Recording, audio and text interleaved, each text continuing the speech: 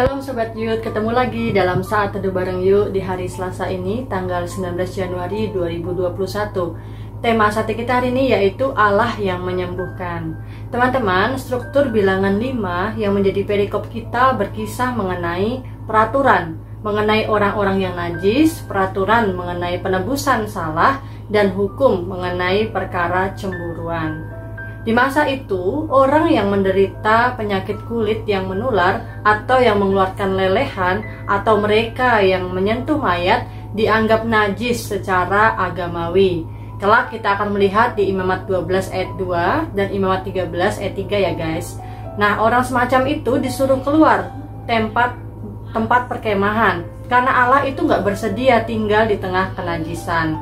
Karena dikatakan di ayat kedua, perintahkanlah kepada orang Israel supaya semua orang yang sakit kusta, semua orang yang mengeluarkan lelehan, dan semua orang yang najis oleh mayat disuruh meninggalkan tempat perkemahan.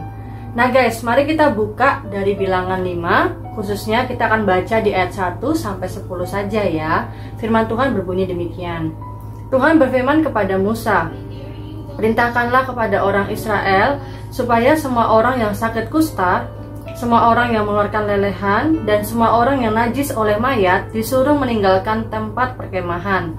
Baik laki-laki maupun perempuan haruslah kau suruh pergi keluar tempat perkemahan, haruslah mereka kau suruh pergi supaya mereka jangan menajiskan tempat perkemahan di mana aku diam di tengah-tengah mereka.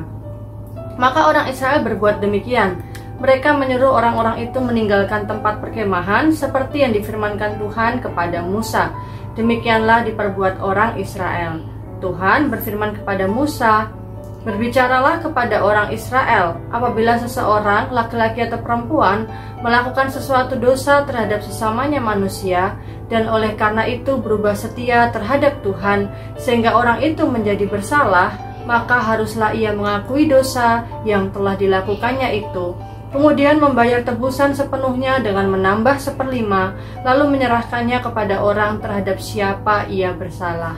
Tetapi apabila orang itu tidak ada kaumnya, kepada siapa dapat dibayar tebusan salah itu, maka tebusan salah yang harus dibayar itu menjadi kepunyaan Tuhan dan adalah bagian imam. Belum terhitung domba jantan pendamaian yang dipakai untuk mengadakan pendamaian bagi orang itu. Dari persembahan-persembahan kudus yang disampaikan orang Israel kepada imam, persembahan khususnya adalah bagian imam. Nah teman-teman, ada tulisan filsuf Albert Camus mengenai pandemi sampar, penyakit menular karena virus. Semua orang menjadi bingung, dan dokter pun bingung karena jatuh korban di mana-mana. Dalam kurun beberapa abad ini ada virus Ebola, SARS, dan juga ada AIDS. Saat ini kita mengalami pandemi COVID-19, korbannya banyak sekali. Nah, bangsa Israel dahulu pernah mengalami penularan penyakit kusta. Begitu menjijikkan penyakit itu sampai nanahnya meleleh, maka dibuat peraturan agar mereka menjauh dari bait Allah yang kudus. Di era sebelumnya, kusta juga sudah melanda. Musa mengalami kusta saat pertunjukan kuasa Allah. Miriam juga pernah kena. Teman-teman bisa lihat ya di bilangan 12 ayat 10. Juga Naaman terdapat di 2 Raja-Raja 5. Nah, orang-orang itu menganggapnya sakit kusta atau lepra adalah karena dosa. Peraturan Tuhan menyebutkan bahwa mereka yang kena kusta akan mendapat sanksi yang berat. Tapi Allah bisa menyembuhkan. Dalam bilangan ini diatur cara persembahannya untuk tebusan, korban pendamaian, dan persembahan khusus untuk imam. Guys, dalam perjanjian baru ada juga yang dikeluarkan dari jemaat, yaitu mereka yang secara menyolok menolak kebenaran Allah. Dianggap mereka adalah yang berpenyakit, tidak boleh masuk dalam rumah kudus Tuhan. Bisakah saudara-saudara kita ini ditolong? Ya, Yesus tidak pernah menolak orang yang meminta pertolongan. Yesus adalah tabib yang ajaib. Dia adalah Allah yang menyembuhkan. Selalu ada kesembuhan di dalam Yesus. 1 Petrus 2 ayat 2 berkata, Ia sendiri telah memikul dosa kita di dalam tubuhnya di kayu salib, supaya kita yang telah mati terhadap dosa hidup untuk kebenaran. Oleh bilur-bilurnya kamu sembuh. Allah yang menyembuhkan mengendaki kita semua sehat dan sembuh. Tuhan memberkati. Halo teman-teman semua. Nah, itu tadi renungan kita pada hari ini ya. Nah, kita lihat sendiri bahwa di Alkitab juga dulu pernah terjadi adanya penyakit sampar yang sebenarnya mirip sekali dengan sekarang yang terjadi pada kita semua, yaitu COVID-19. Nah, perlu kita ingat bahwa kita masih punya Tuhan ya teman-teman semua. Tuhan itu bisa menyembuhkan penyakit apapun yang menurut manusia mustahil, tapi menurut Tuhan itu nggak mustahil. Nah, Yesus itu adalah tabib yang ajaib. Dia adalah Allah yang menyembuhkan buat kita semua. Gitu. Jadi Allah itu menyembuhkan dan menghendaki kita semua untuk sembuh dan sehat. Nah, untuk menutup saat duduk kita pada hari ini, ayo kita sama-sama berdoa ya. Tuhan Allah Bapa kami dalam kerajaan surga, terima kasih Bapa kalau kesempatan kali ini, pada renungan hari ini kami diingatkan kembali bahwa kami masih punya Engkau Bapa. Masih ada Tuhan yang bisa menyembuhkan dan menghilangkan segala sakit penyakit yang ada sekarang pada dunia ini ya Bapa.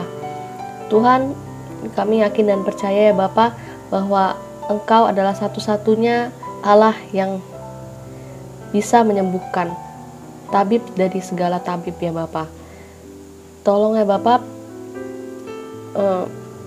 perbaharui terus harapan kami ya Bapa untuk selalu berpegang pada Engkau. Karena Allah adalah Allah penyembuh. Terima kasih Bapa, hanya di dalam nama Tuhan Yesus kami berdoa dan mengucap syukur. Amin. Nah, jangan lupa setiap hari kita akan ada saat teduh lagi di channel ini. Ayo kita bagikan saat teduh ini ke teman-teman yang lainnya supaya mereka juga dapat berkatnya. Kalau misalnya kalian punya pergumulan dan pertanyaan, kalian bisa langsung DM ke Instagram kita @YUTGKIKanaan. Dan jangan lupa untuk nontonin podcast YUTGKIKanaan di Spotify kalian ya.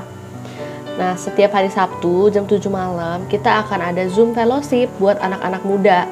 Nah, Zoom Fellowship ini nantinya akan dibagikan lewat link dan di link WA dan lain teman-teman semua. Have a blessed day. Tuhan Yesus memberkati. Kenapa gini amat ya hidup gua? Kayak ada aja masalahnya. Masalah yang ini baru kelar, udah muncul lagi masalah yang baru. Apa coba nggak kelar-kelar? Ya nih, gimana ya? Hidup kita kok begini amat? Apa ini jangan-jangan azab? Apa ini teguran dari Tuhan? Roma 8 ayat 28. Kita tahu sekarang bahwa Allah turut bekerja dalam segala sesuatu untuk mendatangkan kebaikan bagi mereka yang mengasihi Dia, yaitu bagi mereka yang terpanggil sesuai dengan rencana Allah. Itulah sebabnya masalah yang kita hadapi pasti ada Tuhan yang bekerja. Supaya apa?